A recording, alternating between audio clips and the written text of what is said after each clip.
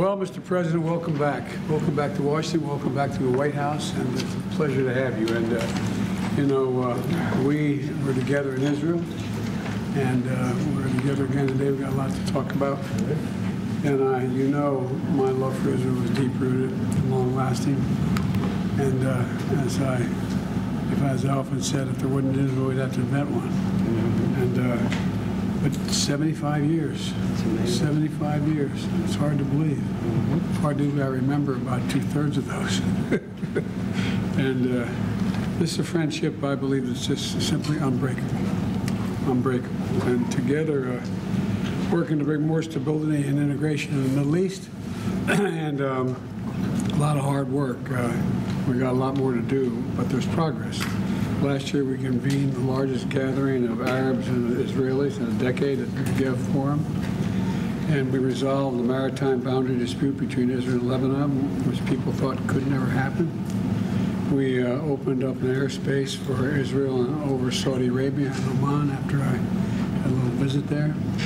And we brought Israelis and Palestinians together at a political level and Akko and as well as Shram. Yes. And as I affirmed to Prime Minister Netanyahu yesterday, America's commitment to Israel is firm, and it is ironclad.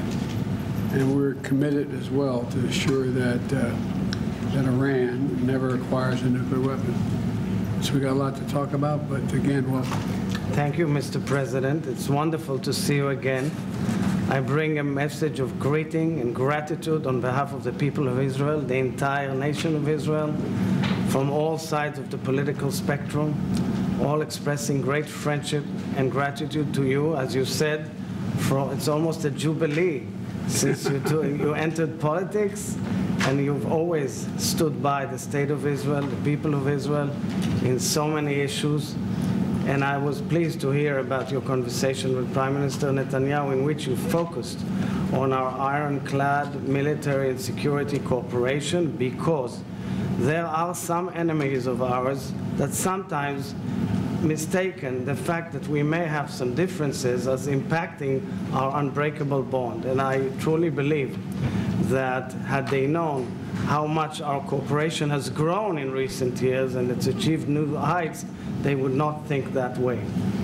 I also want to thank you, Mr. President, for pursuing more and more cooperation and integration in the region, for finding and looking for further partners for peace with Israel, and for cooperating on so many regional issues together. And finally, Mr. President, I know you have mentioned, and we will discuss that as well, the internal Israeli situation.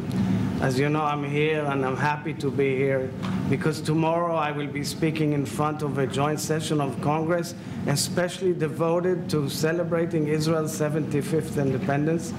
However, of course, my heart and soul is also in Israel, in the heated debate which we are going through as a society.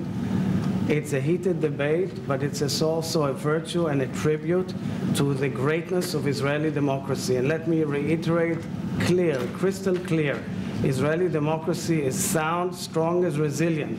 We are going through pains, we are going through heated debates, we are going through challenging moments, but I truly believe, and I would say to you, Mr. President, as I've said it as head of state to the people of Israel, we should always seek to find amicable consensus, and I agree with you on that as well. I'm pursuing it, even in these very moments, through my people, as much as we can, in order to find solutions and exit out of this crisis properly. Thank you, Mr. President, for your friendship, and God bless you. Thank you for your friendship, and we have a lot to talk about. Thank you all very much.